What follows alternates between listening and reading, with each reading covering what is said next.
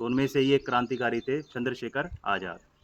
तो चंद्रशेखर आज़ाद एक रात को अचानक से अपने गुरुजी का दरवाज़ा खटखटाते हैं।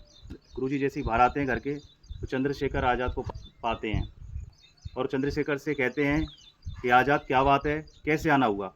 तो इस बात पर चंद्रशेखर आज़ाद बोलते हैं कि आपकी पुत्री यानी कि हमारी बहन का विवाह है, कोई काम हमारे लिए भी बताइए।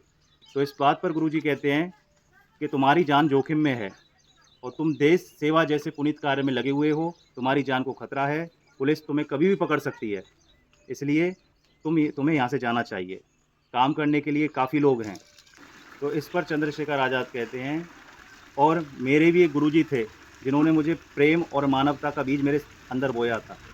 उस बीज की खुराक अभी भी मेरे शरीर के अंदर मौजूद है। तो मैं इतना बदनसीब नहीं हूँ, जो हमारी बहन की विवाह में कुछ काम ना आ सकूँ।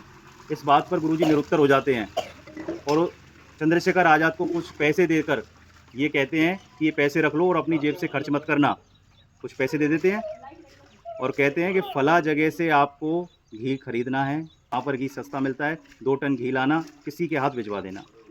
लेकिन 1 हफ्ते बाद चंद्रशेखर आज़ाद दोबारा अपने गुरुजी के दरवाजे को आधी रात पर खटखटाते हैं। जैसे ही उन्होंने दरवाज़ा खटखटाया, वापस से चंद्रशेखर आज़ाद अपने कंधे पर 2 टन घी लेते हुए के सामने खड़े हुए पाते हैं गुरुजी। तो जैसे ही वो आज़ाद को देखते हैं तो वो भाप जाते हैं कि चंद्रशेखर आज़ाद यहाँ किन परिस्थितियों, विकट परिस्थितियों में गुजरता हुआ आया हुआ होगा। जंगल, बीहड़ों में गुजरता हुआ आया होगा, क्योंकि उस समय पुलिस उसका पीछा कर रही थी।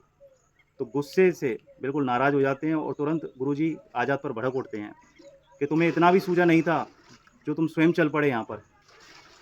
ये घी पहुँचाना इतना ज़रूरी नहीं था, जितना ज़रूरी तुम्हारे जीवन का सुरक्षित रहना है।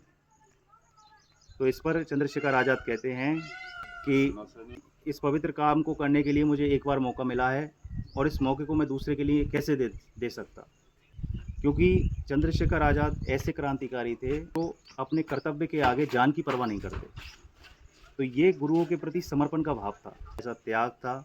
ये एक उदाहरण मिलता है हमें चंद्रशेखर आज़ाद का।